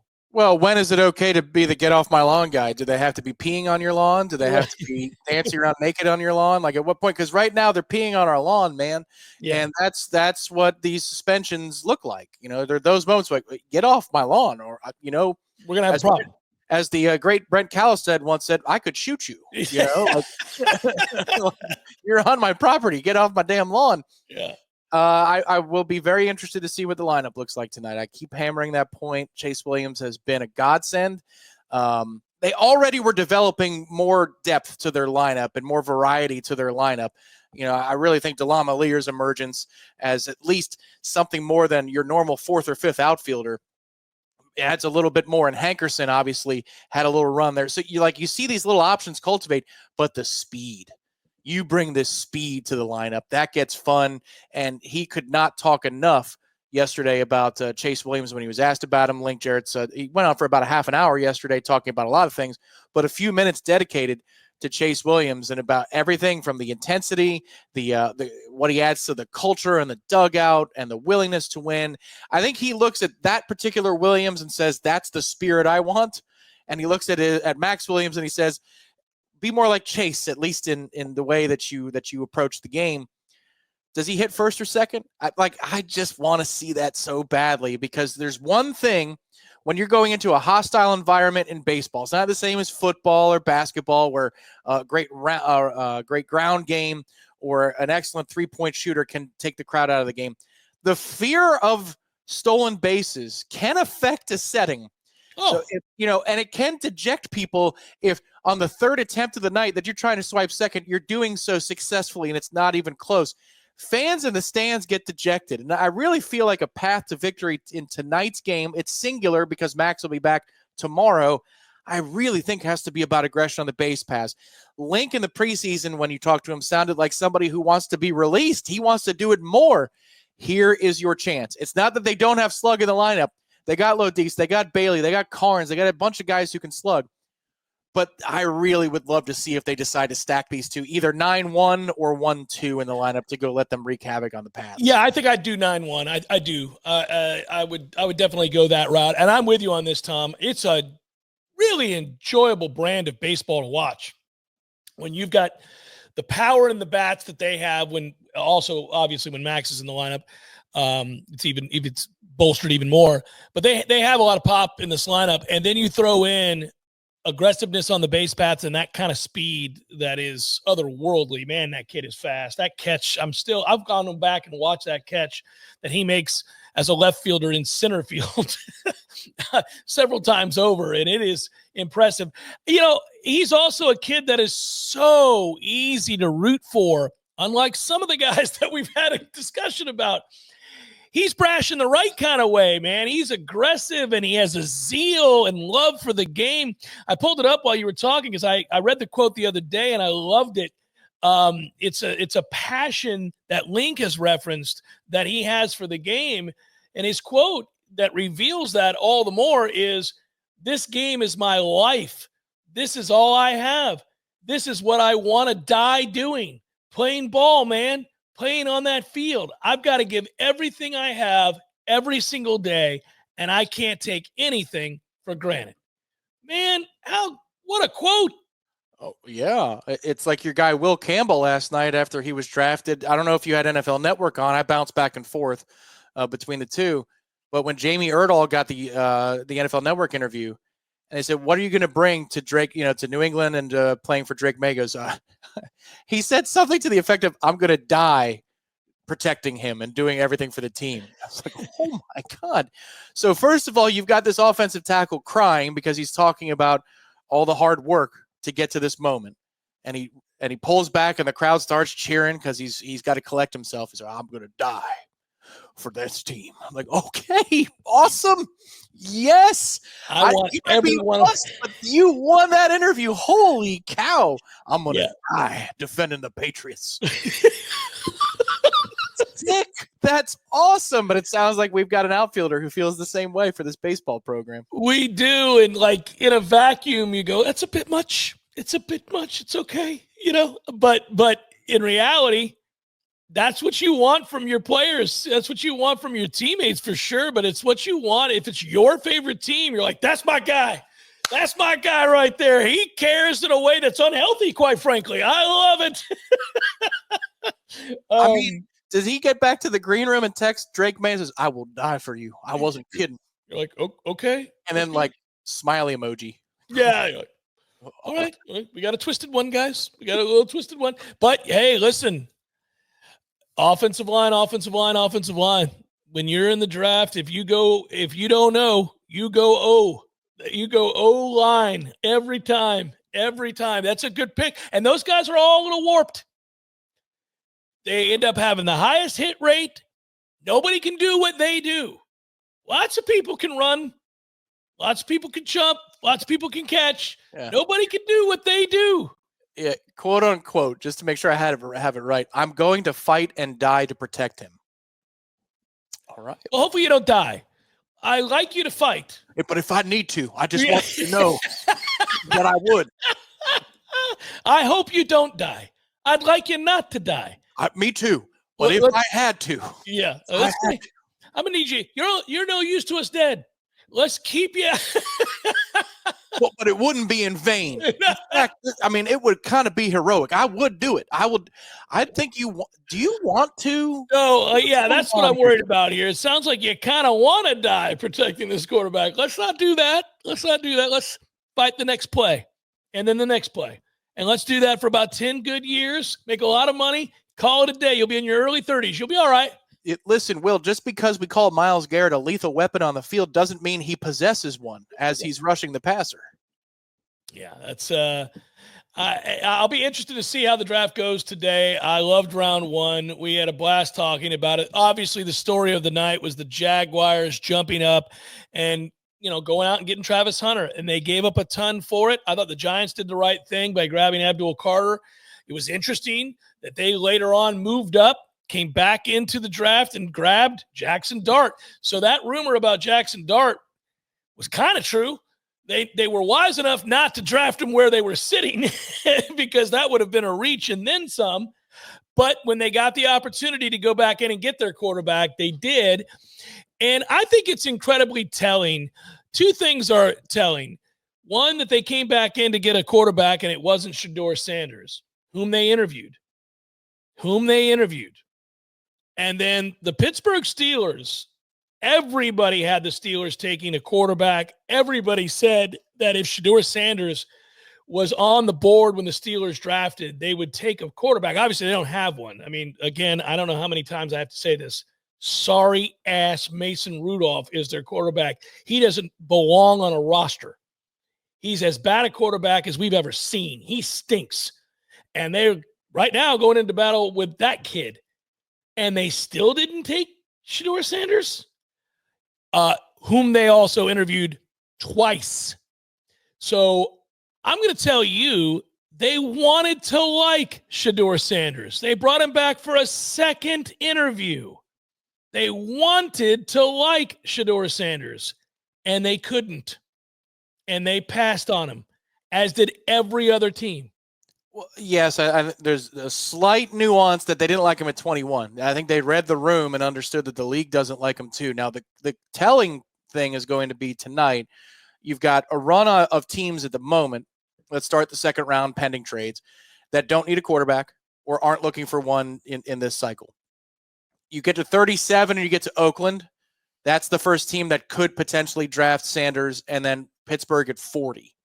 So I think once you get 5 picks into tonight's second round, that's when you're going to know if it's unequivocally they don't want him, or if they just realized and they thought, we don't want him at 21, but we'll take him at 40, or we'll trade up to 36 to jump the Raiders because we think they might take him.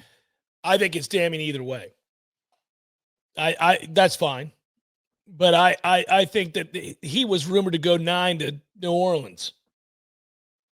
And the fact that not only did he not go in the first round, but Jackson Dart went ahead of him is damning.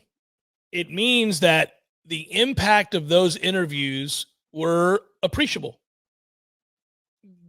They made an impact. And this is the interesting thing about that. I don't know. Maybe Shador Sanders goes on to be a Hall of Famer. We'll see. I have no idea. Quarterback we've learned our lesson on this. We have. I used to state things definitively. I used to say unequivocally, this guy is or is not going to be great. And I've learned a valuable lesson that not even the NFL executives know. Not even the coaches that have been in the game for 40 years. They don't get it right either. They're whiffing on quarterbacks all the time. I mean, my God. Teams moved. We watched Daniel Jones get drafted, and none of us thought he could play. And we watched the Bears move up to get Mitch Trubisky in a draft that had Patrick Mahomes. Yeah. Oh, yeah. So we know that it's a crapshoot. So I won't tell you that Shador Sanders can't play. What I will tell you is that he killed himself by being an ass over and over again in interviews. And how do we know this? Multiple people said it that were in the interview room. Right. Well, and it was verified yesterday. That's the important thing. A lot of people can say a lot of things anonymously, and then it doesn't come to bear out. And, that was subterfuge, or trying to create better value for themselves on the board. But the first round did come and go, and he was not taken. So, yeah, it does have, those interviews clearly had material value or devaluation for his stock. The thing last night, I don't know if you flipped back and forth, but I watched NFL Network and I watched ESPN. I got to tell you, pick for pick, ESPN has overtaken NFL Network. Last night, there was dysfunction on that desk. Rich Eisen looked checked out 3 or 4 times, or whatever was going on, the communication he didn't like. Klatz, whatever. Charles Davis doesn't say anything, and Jeremiah is fine, but you don't need two, you got 3 guys that don't really say anything next to Rich. Whereas I think Louis Riddick says things, and Booger's good, and then Mel Kiper's Mel Kiper, and you've got the old hat there. That desk was better until it got to Shador Sanders time. Jesus H, dude. Unbelievable. They raced each other, Riddick and Kiper, about who was more offended that Shador wasn't taken. It got to one point where Riddick was making less than 0 cents. And he said, people talk about he doesn't have great arm strength. I mean, come on, man. Come on, what? Meaning that he does have great arm strength? What is your point? And then they were rolling Aaron Rodgers footage over and over and over again of Kiper telling people that, people are making a mistake. They're in real time. People are making a mistake, as though this is a 1-to-1 scenario. It's crazy because, first of all, Aaron Rodgers is going straight to the Hall of Fame. We can hate him all we want. He's a former MVP, a Super Bowl champion, and probably one of the most gifted passers, throwers of the football we have ever seen.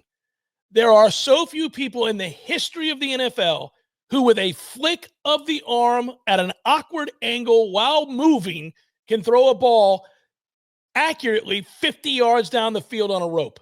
He's one of them. He's one of them. To compare Shador Sanders to one of the most gifted quarterbacks to ever live is insane. That is a contrived, ridiculous talking point in order to get clicks or the equivalent of in terms of viewership. Yeah, they even put up a Mel's notable quarterback drops in history over the last 40 years graphic on the screen. And most of them were, of course, great players. He had Elway and he fell, and Marino and he fell. Well, but there was a reason Marino fell. He did cocaine at Pitt and got caught. They did put Brady Quinn's name on the screen and Jimmy Clausen's name on the screen too. So at least they were somewhat balanced with it. But I mean, what they were trying to set it up was, here we go again, another awesome quarterback who's falling down the board. It's like, hey guys, guys. And that's always the after the fact. Nobody, listen, we've seen a lot of guys, for whatever reason, maybe it was a team need or a lack thereof, slide in the draft. And if the order works out unfavorably to you, that let's say 9 teams in a row don't need your position, your draft rating might say you're one of the best 10 players in the draft. But if the 9 teams that are drafting in that moment don't need your position, then you slide out. You don't make it. And all of a sudden, from a value pick standpoint, you might be 23rd, and people thought you were one of the 5 best players in the draft, but nobody needed your position. Now, this was not considered an elite quarterback draft by any means. Cam Ward, who went number 1 in the draft, if you went this week in the last 2 weeks and looked at quarterback evaluation, I'm not talking about opinion, I'm talking about evaluation, what teams had players ranked at that position each of the last 5 years, in none of those drafts would Cam Ward have gone number 1. It wouldn't have been close. He wouldn't have gone number 2 either in most of them in terms of quarterback taken. He's not that value. He's not a guy that everybody looks at and goes, well, there's your guy. He's a stud and he's going to be great. Like, there have been quarterbacks like that. The whole world knew Andrew Luck was going to be great. Everybody. Nobody thought otherwise. He was. He was great. And if he hadn't have been hurt, he may still be great. But this wasn't that draft. This was the, I don't know. Like, this is, somebody's got to be the first quarterback taken is what this draft was. Well, yeah. Okay. Sorry. Go ahead. Well, my point is, Tom, in a draft in which almost everybody who's paid to evaluate these players, it doesn't mean they're right. We know that. But all of them thought this was a terribly weak draft, A. B, really weak at quarterback. What does that say about how badly Shador botched these interviews? He couldn't even get, good God, he couldn't even get drafted as the second quarterback in a terrible quarterback draft. Right. And you're going to feign the anger in that moment. And to be clear, the reason I think ESPN won the day is because their trench analysis blows NFL networks out the water. Klatt, Charles Davis, and Daniel Jeremiah are not better than Louis Riddick and Booger McFarland talking about front 7 defensive play, secondary defensive play. Those guys, they were weaving in and out. It was excellent coverage. But then you get to this thing, and it feels like it morphed from draft coverage to first take or get up, and it was this side entertainment value to it.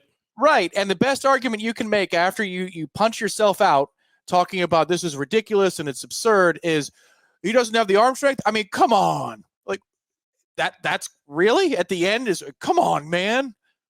That's the best you got. I mean, like, there has to be more to it.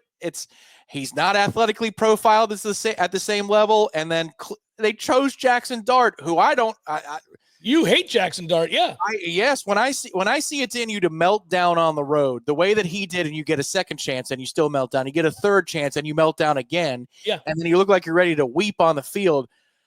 Buddy, you're about to go play in New York, New Jersey, and you're about to go to play on the road in Philly. Yeah. Man, I don't know about all that, but they felt more comfortable with him. Well, yeah, and again, we are openly stating, and I want to make this clear, maybe Shador Sanders ends up being the best quarterback taken in this draft. He might. I don't think he will be. I don't think highly of him. I loved how tough he was at Colorado. Yep. He was incredibly productive at Colorado, more than anybody would have given him credit for. I didn't think he would be that good in college. I did not think he was going to be that kind of a prospect. When he got to Colorado, I gave him very little chance of succeeding at a high level in the college game, and I was wrong. He was very good in college. He was a very good college quarterback, and he was one tough SOB. Maybe he'll be a good pro quarterback. He lacks some tools. One of them is arm strength. He doesn't have great arm strength, but he might make up for it with his toughness. He may end up making up for it with his intelligence. I don't know. We'll see. We'll watch his career play out. I'm granting you all of that. But what I'm telling you that's tangible is clearly he was a horse's ass in the interviews. I mean, that's obvious, and there's no getting around it, and nobody needs to make an excuse for that. That's clearly what happened. Yeah, co-sign on all of that. He is unbelievably tough. Now, some of it is by his own making by holding on to the ball. Sure. But that's a whoa, giddy up situation. I'd rather you hold the ball to try to make a play more often. And he knows his offensive line was ass 2 years ago and just a little bit better last year, not much better. And he still was never gun shy. He never got broken by it, that's a huge feather in his cap. And when things do go off platform, he's a playmaker. Usually that means he's going to run around. No, he finds a way to buy enough time to go make a throw.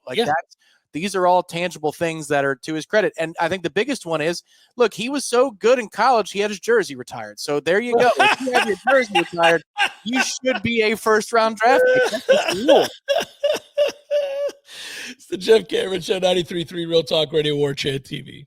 Rolling on Big River, and let's do it. Let's have some fun with it. Let's do as we like to do on a Libations Friday. A little red zone action, NoleRetirement.com. Fire it up, Tommy. Welcome to the majesty. Every freaking rep. The elegance. To win the game. Oh, he hits the upright. It's no good. You have entered. Someone burned down the funeral home. You burnt the funeral home. Lives will be changed. Sideline. Touchdown. Unbelievable. Mothers will cry. When you see your players give all that they have and you lose that way, it's tough. Legacies are etched into eternity. I know who I am. North, South Dakota was his brother from West Virginia. This is the Red Zone. That's good to know. Never gets old. Perfectly put together by my man T. Lizzie. Building a winning game plan, scoring in the retirement red zone. Join their email list and you'll get a free retirement readiness assessment. I would strongly suggest that you do it. You'll go to the website, NoleRetirement.com. You'll type in your email address, and they'll help you with financial planning. When I say they, I mean Artisan Financial Strategies and my man Adam Tolliver and his crew that are very, very, very skilled at what they do. Risk management, estate and legacy planning, business succession, you name it. It's all there. Artisan Financial Strategies, NoleRetirement.com. First down, Tom. All right, I'm going to start with Florida State. Maybe we'll pivot to the draft. But Florida State, if the Noles land this defensive back from Houston, and if the Noles land the wide receiver from Cincinnati, it affects your outlook on the season. How? Not at all. It doesn't affect my outlook on the season in any way, shape, or form. Second down. Florida State's in on a couple of offensive linemen that are of the younger, longer eligibility area. I don't know. That was a bad segue. There's a kid from Vandy that they like who originally is from Orlando, Lake Mary. He's a rising redshirt freshman. Cam Pringle from South Carolina. I think he's in his second or his third year now. If you get a kid from South Carolina, he's probably going to be good. So that's a good idea. How does that affect your view of what Florida State is doing and building for the long term if the Noles land long-term offensive linemen out of the portal? Because it looks like they're going to get at least one visit, if not two, from these kids. Yeah, I'll go back and take a look. In the case of offensive and defensive linemen, I frequently actually do go take a look at their film. I don't do it with everybody. I do it when I get an opportunity to see that a kid played somewhere at a big school. Let's say I'll go check the tape on that. Certainly, I'll look at the numbers, and I never get upset about acquiring depth pieces, potential starters on the offensive and defensive line. I'm always encouraged by that. We've recruited the position poorly. It's an understatement. It's an emphatic statement. Yeah. It's something we've talked about even in today's show. It is with great anger that I discuss the position of offensive line, and I think that's for most people. But, yeah, acquiring players like that, it's a good idea because we haven't recruited well. So it's Josh Raymond is the name of the player. You think I know that because I recorded a video talking about him with Michael yesterday. He profiles more as an interior offensive lineman. He's listed as a tackle, but he's 6'4", 290, 300. So that would be ideally for Florida State an interior player. Cam Pringles is 6'8", 340 pounds. So if you're able to land that, that is a true tackle body, almost in the ilk of Micah Pettis in terms of the sheer size of him. Yeah, the massive humanity. We'll have to check his feet. But, yes, the measurables are good there. There's no doubt, and I'm for that. I'm for throwing a lot of numbers at the problem. It's also the hardest position to recruit because you get a lot wrong. When you go I give leeway, lest people don't realize that I'm actually kind of tolerant of whiffs on the offensive and defensive line more than I am at skill positions. Skill positions you shouldn't whiff on, but you can whiff on offensive and defensive linemen. And one of the reasons that you can, now you can't repeatedly do it, and you can't do it seemingly 99 out of 100 times like Florida State does. But the reason you can whiff on that position is why all the outlets, including Warchant, struggle, or anybody at On3 for that matter, struggle in recruiting assessment of offensive and defensive linemen. It's because when you're that big, you dominate your competition in high school. There's nobody that you go against on a week-to-week basis that has a chance to expose you. It typically might happen once or twice a year if you're in a highly competitive district, that you might run into somebody that has the skill set and overall size to challenge you when you're that kind of individual. When you're 6'5" in high school and 300 pounds, you're going to wear people out. You're going against kids that are 230 pounds sometimes. It's impossible for them to win. So I give a little leeway there, and that's why I want to always throw numbers at that position. Always be closing, always be throwing numbers at that position. Yeah, agreed. The one thing I would say is in the media age we live in, I would just follow the form here. Warchant's never made a mistake ever. It's only the other guys that have made mistakes. We are the best, and we never, ever make a mistake. But I think this is a sign of health. Again, this is a coach coming in, assessing what the previous coach did, said, nope, yep, nope, yep. And then I need this, I need that, and I need this. And I've got a short list of guys that I already knew when I was on the trail, so let's see if we can go get that. This is a sign of health of somebody looking at the room and not being afraid to say, this isn't good enough, or this isn't going to fit what I want to do, or what my offensive coordinator wants to do above me. So I like this. I think it's a sign of health for the future stuff. The concerns we've already documented a lot about.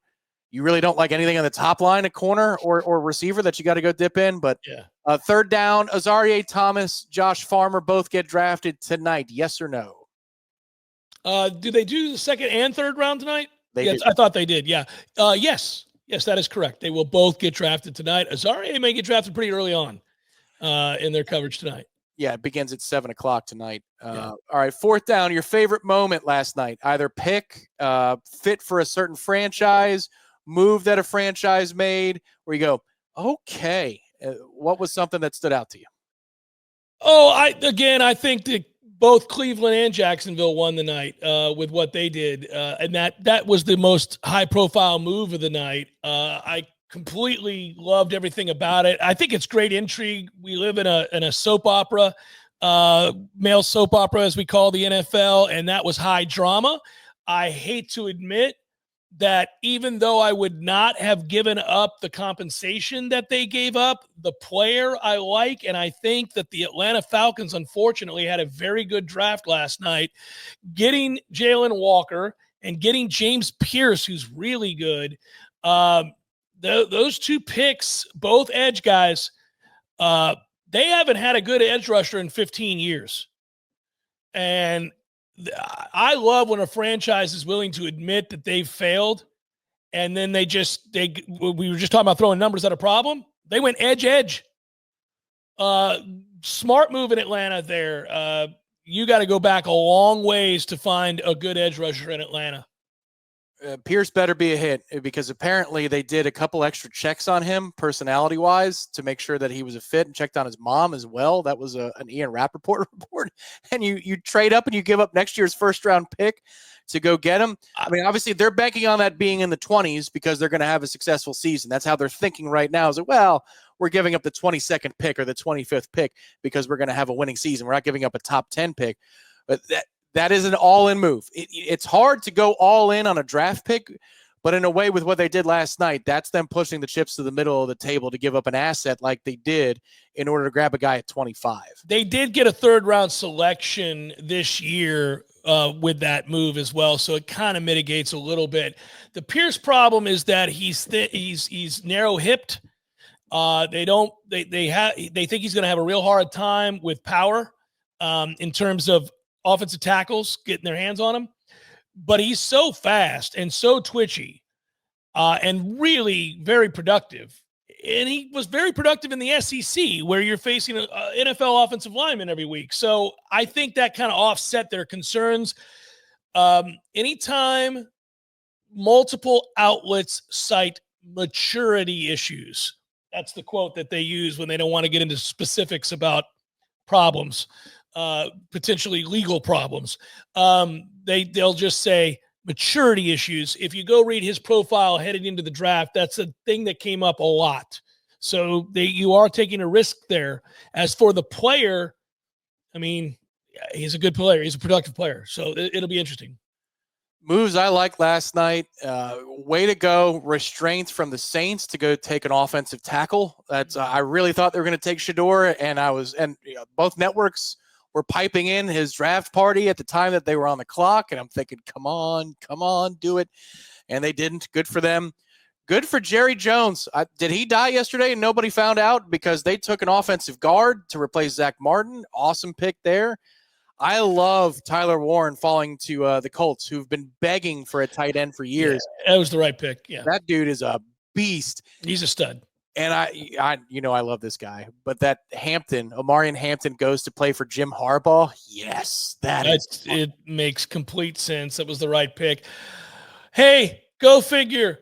The Baltimore Ravens at pick 27 do what they always do, which is get it right. And they got Malachi Starks, the safety from Georgia, and God dog it, he's an athletic freakazoid. And now they have two athletic freaks that play all over the field. Why do they always have the best safeties known to mankind in Baltimore? It is unreal. It's just like every year you look up at Baltimore, you're going, well, that dude's going to the Hall of Fame. It's unbelievable. Well, and they had their pick because they could have gotten the South Carolina kid or they could have gotten this player, and you're going to pair him with Kyle Hamilton. That's what I'm saying. Work. That's going to work. Well, and they get an A every draft. Must be nice being a Ravens fan knowing you're going to get the draft right every year, every effing year. You're just going to have to win a Super Bowl with Lamar. That's well, you got to get there. You got to have, yeah. You're thrilled in April every year, and then you get to January, and you're like, eventually, come on. Well, I need you to win some playoff games, let alone get to the Super Bowl. I mean, sweet Jesus. Right. We could beat the Steelers, sorry ass. Everybody does in the playoffs. But, how about beating those Bills teams? Or how about beating Kansas City? Can we beat one of those teams? And good for Pittsburgh, too, for at 21 taking a defensive tackle. They need, I've been harping on that. They need all the defensive help in the world that they can get. Good for you, Pittsburgh. Yeah, now good luck winning any games despite having a great defense in the regular season because you still have Mason Rudolph as your quarterback, who's the worst player in history. It's a multi-year rebuild. They're starting to admit it to themselves. Good for you, Pittsburgh. Go get a quarterback. They haven't had one since Ben Roethlisberger left.